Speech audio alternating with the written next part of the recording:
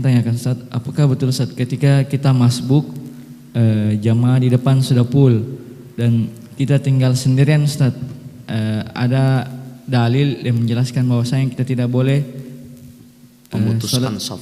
Iya Ustaz, sendiri. Kita harus ambil salah satu jamaah dari depan. Ya, Ustaz, apakah betul Ustaz? Nah, alhamdulillah wassalatu wassalam ala Rasulillah. Wallahu taala alam.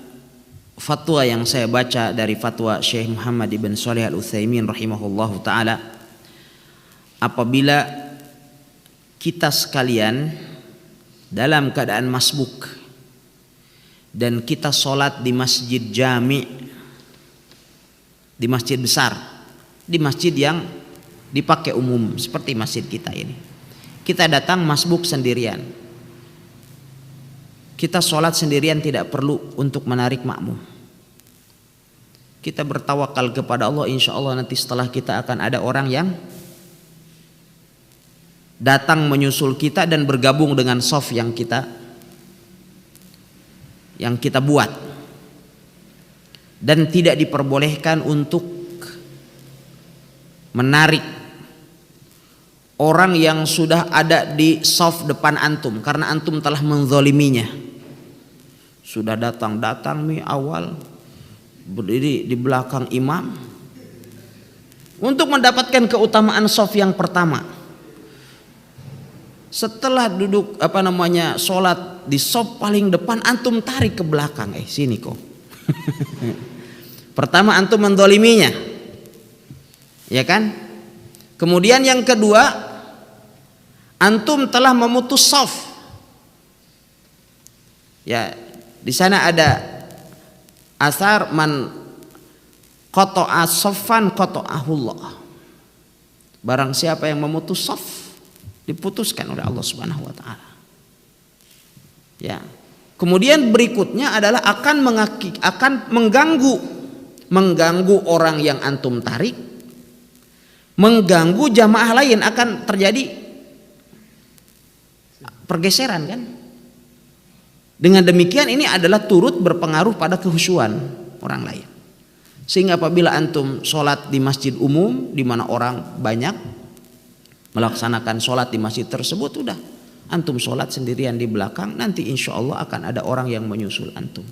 Kalau tidak ada, ya sudah, itu yang ditakdirkan. Salahnya antum masbuk. Ya, wallahu taala alam. Sallallahu alaihi wasallam. Makruh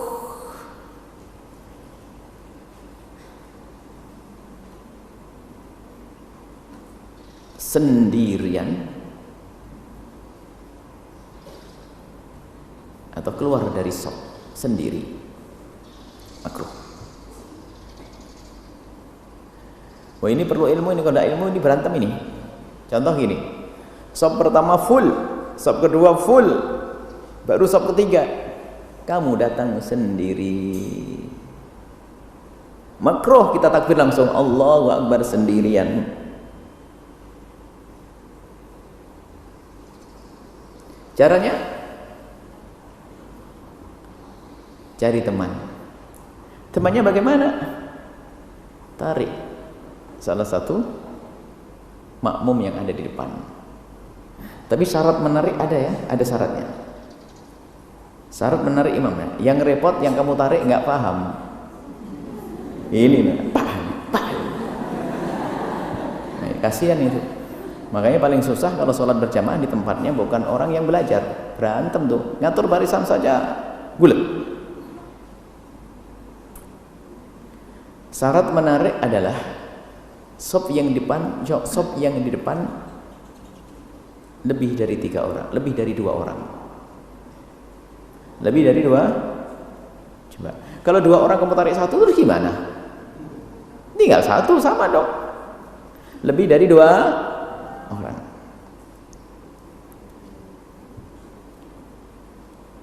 Lebih dari 2 orang. Kemudian yang kedua, makmum menduga orang yang di depan mengerti ilmunya. Kalau tidak ngerti ilmunya, gulat betul sama ente nanti. Ngerti ilmunya.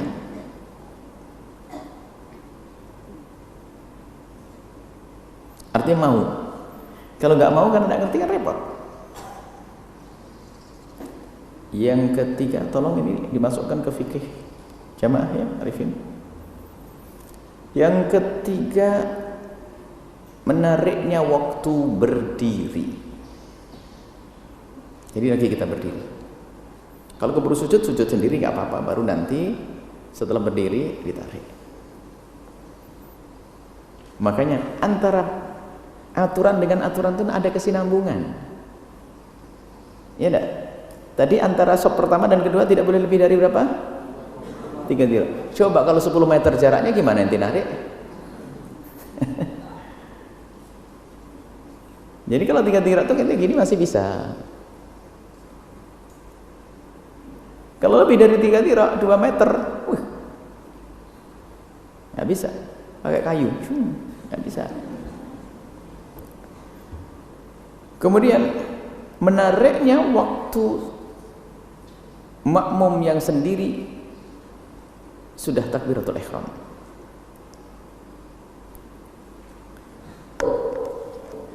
Jadi menariknya justru setelah takbiratul ihram, bukan sebelum sholat.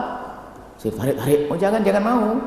Jadi setelah Allahu Akbar baru narik. Dan kamu jangan mau ditarik sebelum dia takbiratul ihram. Karena dia belum anggota keluargamu, keluarga jamaah. Jangan dituruti. Dia tidak berhak menarik karena dia belum takbiratul. Jadi kalau dia belum takbiratul jangan dituruti. Iya kalau mau sholat tak tanya kamu mundur dia masuk, kan kurang ajar. Jadi setelah takbiratul Allahu Akbar baru ada tangan mundur dituruti. Baru kalau ada jamaah lagi dari 2 tiba-tiba ada lagi tambah 3, berarti yang kosong dipenuhilah masju lagi. Termasuk memenuhi barisan itu bagi sebagian orang kayak janggal banget, padahal tidak begitu aturan. Tapi tetap sebelum sholat maksimalkan mengatur barisan.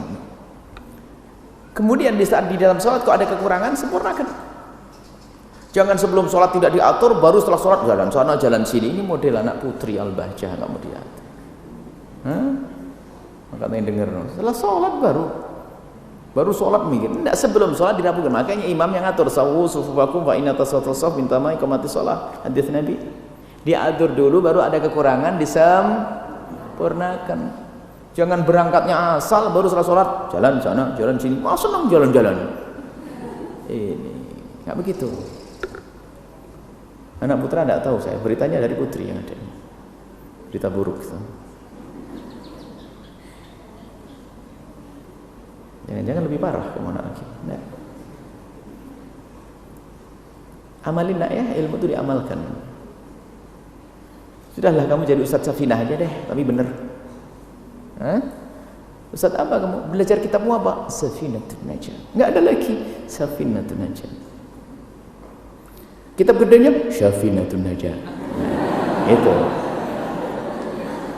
Itu enggak usah lah, yang penting benar. Jika seseorang datang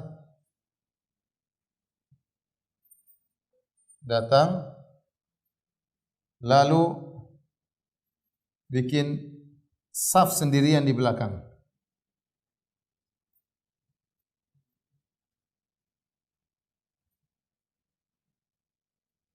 Bagaimana hukumnya?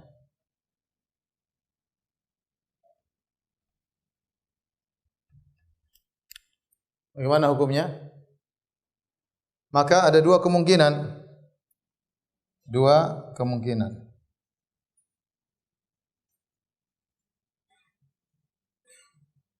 Yang pertama, saf depannya belum penuh. Maka sholatnya harus diulang. Sholatnya tidak sah, harus diulang. Paham? Dia masuk ini, imam lagi imam saf kedua, saf pertama full, Saf kedua sebenarnya masih ada longgar, tapi dia malas, dia sholat sendiri di belakang. Saf ketiga sendirian. Ya, iya. Jadi gampangannya gini. Ini imam, ya. Ini imam, kemudian ini saf pertama. Saf pertama. Saf kedua juga. Ternyata di saf kedua masih ada satu yang longgar di sini, masih ada space. Kemudian dia langsung jadi sendirian di sini. Paham? Dia sendirian di sini. Ini tidak sah. Harusnya dia kemana? Harusnya gabung, dia masih ada masih tempat yang longgar, masih ada space. Harusnya dia ke situ. Tidak boleh dia sholat sendirian. Kalau dia sholat sendirian, maka dia batal sholatnya. Perhatian bagaimana perhatian sholat terhadap saf. Ya, boleh main-main. Paham ini? Sama semuanya. Yang kedua, jika saf di depannya sudah full, maka tidak mengapa.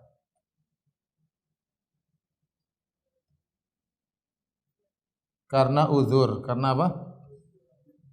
Uzur. Ya. Karena Nabi pernah melihat ada seorang sholat sendirian, Nabi suruh ulang sholatnya. Namun kata para ulama itu dibawa kepada karena tidak ada uzur. Harusnya dia bisa gabung dengan saf depannya, namun dia sholat sendirian, maka sholatnya tidak sah, harus diulang. Tetapi kalau ternyata safnya sudah full semuanya, nggak ada, ya sudah dia sholat sendirian, nggak ada masalah, karena dia beruzur.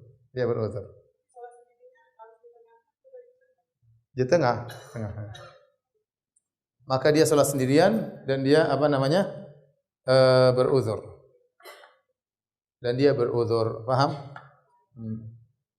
Ada sebagian ulama berpendapat kalau begini sudah full, tarik orang satu, bawa ke belakang. Ini pendapat sebagian ulama. Hah?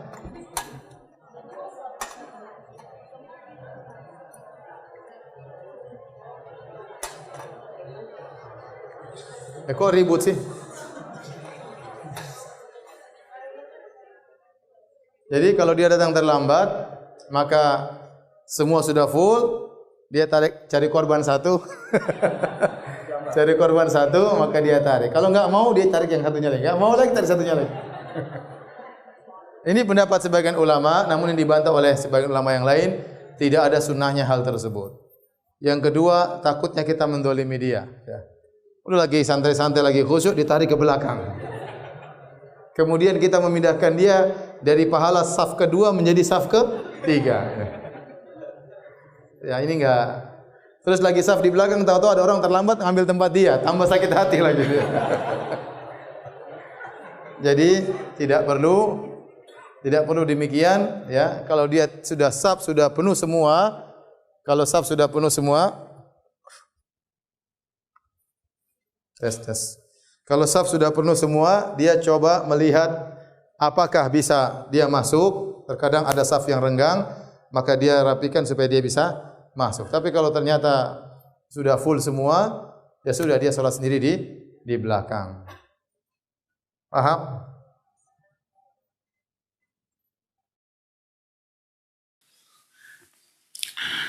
Saat sholat Isya di masjid di shaf kedua dari awal sampai akhir sendirian. Selama sholat saya berharap ada orang yang datang namun tidak ada. Apakah sholat saya sah? Berhubung sholat sendiri di shaf kedua. Jazakallah khair. Jika tidak sah apakah harus saya ganti? Tidak sah.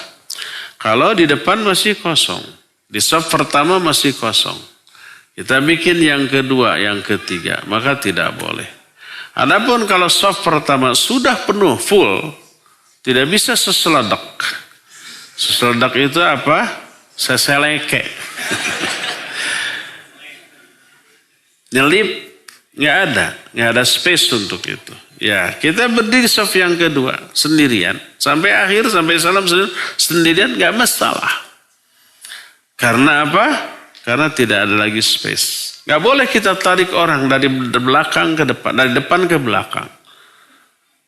Dosa tidak? Dosa. Karena apa? Banyak madarat. Pertama, mengganggu konsentrasi orang.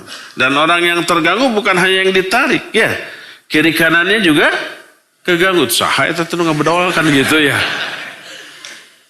Kedua, memindahkan orang dari posisi yang afdol kepada posisi yang mafdul. Yang afdol itu yang paling utama di depan. Diberol ke belakang. Jadi kurang utama. Ketiga, memutus saf. Ya. Keempat, kalau orang-orangnya faham, bergeser. Dari sana sampai ujung sana, itu bergeser semua. Keganggu semua, ya enggak? Maka madarat. Tidak boleh. Cukup sudah berdiri di belakang dan sholatnya sah. Adapun hadis yang menyatakan la sholata liman fi khalfil shaf, tidak ada sholat bagi orang yang ada di belakang shaf, artinya kalau di depan masih ada yang kosong. Terus bikin di belakang sendiri, maka itu tidak boleh. Ya. Jadi teruskan sampai selesai dan sholatnya sah tanpa harus diulang.